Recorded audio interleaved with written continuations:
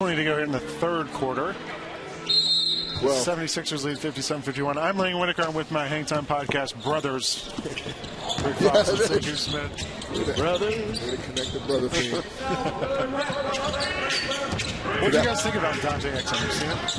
Yeah, well, I mean, I've seen him on social media. Tracy with NBA TV has been keeping me up to date. There's our no shot, brother. Whoa! There it is. Hey, checking the game and announce yourself. Lang, you text me about Exum, Lang. I think his first game, you were like, I'm watching Exum. I like him. I did. He was one of those guys you see him for the first couple seconds, like, yeah.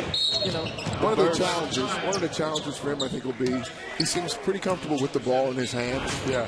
From a passing or a point guard potential standpoint, I think off the ball, he still has to find his way. Yeah. Hangs with a nice reverse. Very nice Very finish.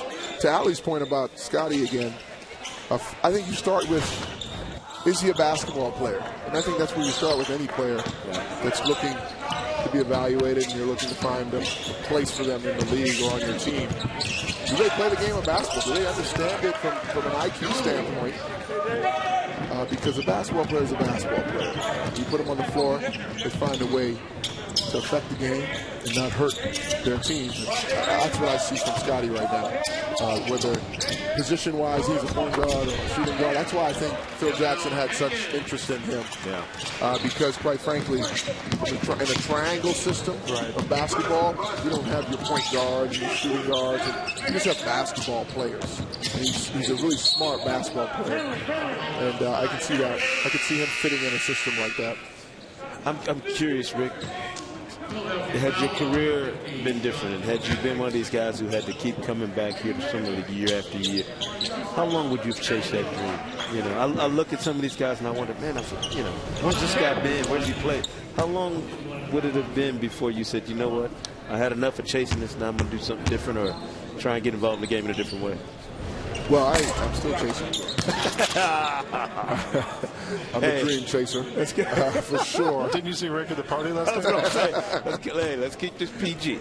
But you're absolutely right. If you have the love for the game, you never leave it. That's why we're sitting here, regardless of the capacity you're in. I was blessed to play for Dean Smith in North Carolina, and a great experience in basketball. And I got drafted.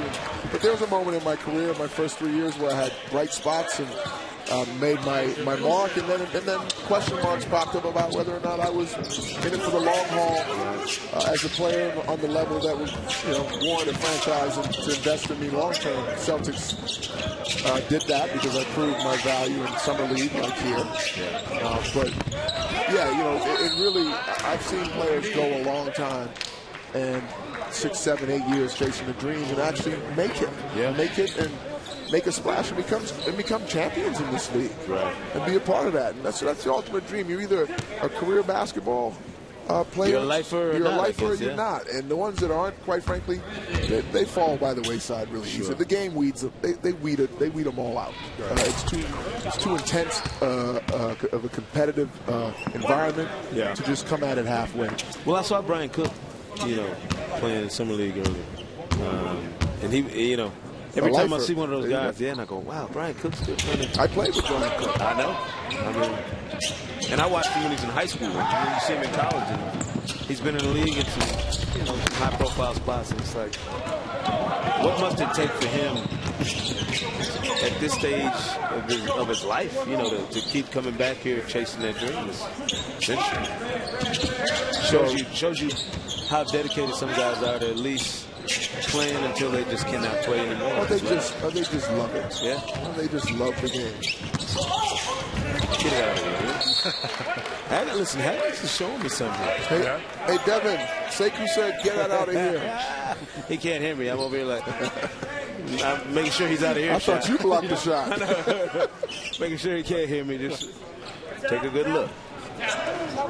It's not like our first game today when Ricky Lito turned around during the game and told Ricky to pronounce his name wrong. Yeah, make sure you spell my name right, son. I call him Ricky Lego. He ended up having a nice game after that. You inspired him. I did. As soon as I said Lego, he went bananas. Lego my Lado.